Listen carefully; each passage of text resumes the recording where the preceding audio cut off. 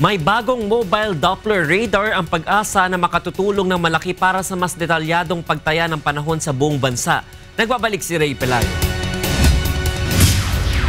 Nakabili na ang pag-asa ng bagong mobile Doppler radar na gawang Japan na nagkakahalaga ng 30 milyong piso at magagamit para sa mas detalyadong pagtaya ng panahon sa bansa.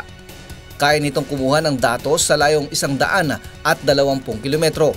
Dahil mobile ang kabibiling radar, maaari itong ipadala sa mga lugar na hindi naaabot ng mga naka-install ng Doppler radar sa iba't ibang panig ng bansa.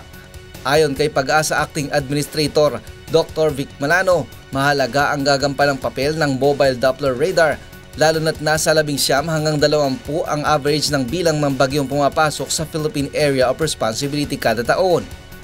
Pagka halimbawa mayroon tayong expected na bagyo or weather systems na dadaan sa isang lugar tapos hindi covered ng existing radars natin, pwede nating dalhin to. Kanina, ibiyahe na ito patungong Eastern Visayas dahil sa inaasahang paglapit ng weather system na nasa labas ng Philippine Area of Responsibility. Kaya nitong sumukat ng dami ng ulan at magiging direksyon ng isang weather system gaya ng LPA at bagyo. Gagamitin itong pansamantalang pamalit para sa kinukumpuning Doppler radar sa Giwan, Eastern Samar na nasira ng bagyong Yolanda. We will have a very good idea or estimate ng ulan using Doppler radar. And ilang beses natin na-confirm that almost 85% accurate yung kanyang estimate.